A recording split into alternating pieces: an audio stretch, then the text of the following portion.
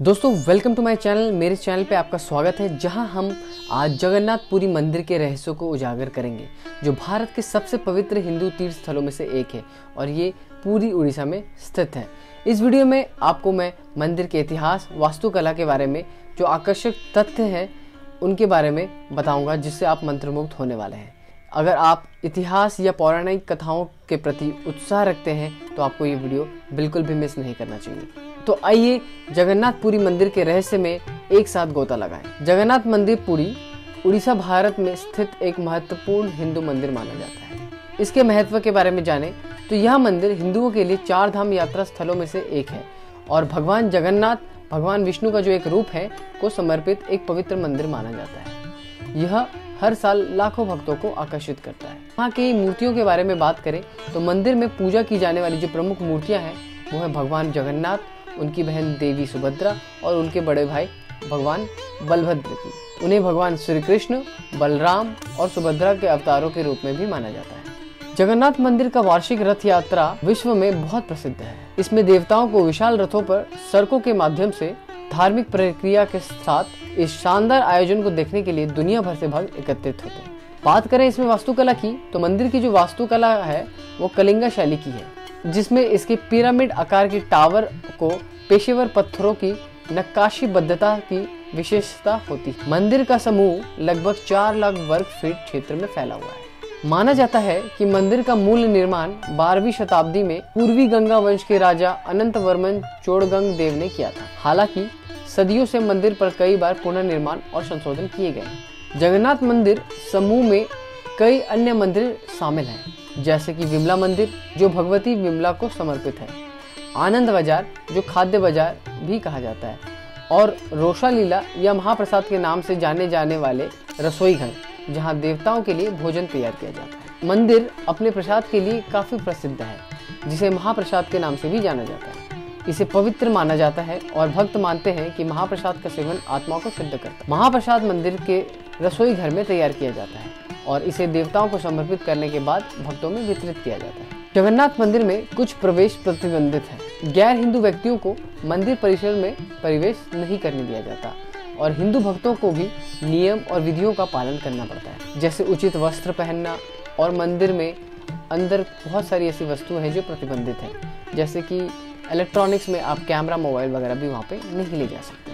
नव कलेवर एक अद्वितीय रीति है जो लगभग 12 से 19 वर्षों में एक बार होती है, जब भगवान जगन्नाथ, बलभद्र और सुभद्रा और सुदर्शन की लकड़ी की मूर्तियों को नई मूर्तियों में बदला जाता है। यह एक महत्वपूर्ण घटना मानी जाती है और बहुत से भक्त इसे देखने आते हैं। पौराणिक मान्यताओं के अनुसार जब भगवान कृष्ण का जन्म मानव के रूप में हुआ था, तो ऐसे में एक मानव का जन्म हुआ है तो मृत्यु भी अवश्य होनी है। ऐसे में जब भगवान कृष्ण की तीर लगने के कारण नदी किनारे मृत्यु हुई तो पांडवों ने विधित्व तरीके से उनका देह संस्कार किया था।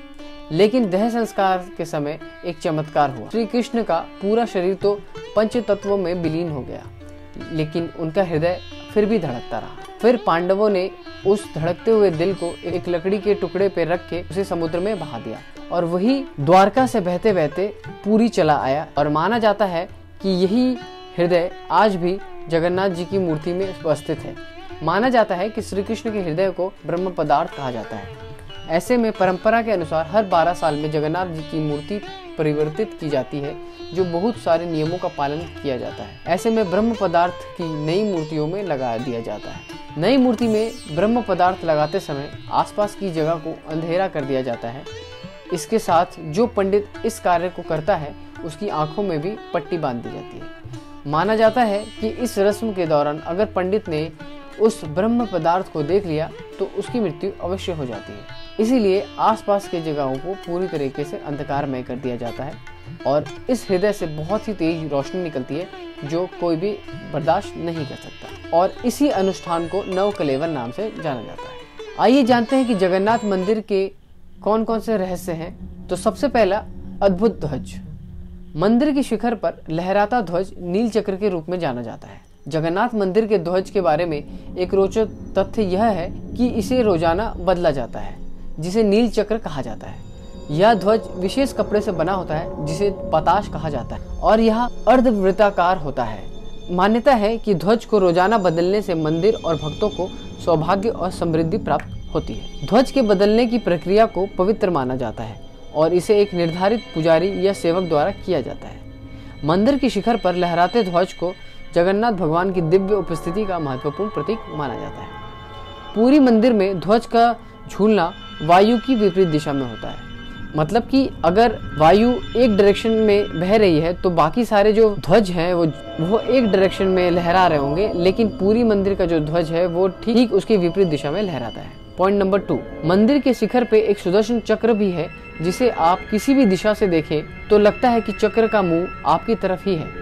यह भी एक अद्भुत बात है इस मंदिर। पॉइंट नंबर 3, गायब हो जाने वाली छाया। मान्यता है कि मंदिर की मुख्य शिखर किसी भी समय दिन के किसी भी समय छाया नहीं डालती है, चाहे सूर्य की स्थिति जैसी भी हो। यह रहस्यमय घटना अनेकों दर्शकों को और शोधकर्ताओं को हैरान कर चुकी। पॉइंट नंबर 4, मंदिर के रसोई घर को आनंद बाजार कहा जाता है, जहाँ रोजाना बहुत बड़ी मात्रा में भोजन बनाया जाता है। यहाँ रहस्यमय बात है कि इस रसोई घर में कभी भी खाने के बर्तन टूटते नहीं है, चाहे वे किसी भी प्रकार के भारी धातु या हल्के धातु का बना हुआ हो। और इस प्रसाद को मिट्टी के 9 बर्तन में लकड़ी पे ही पकाया जाता है, वो भी 9 बर्तनों को एक के ऊपर एक रख के।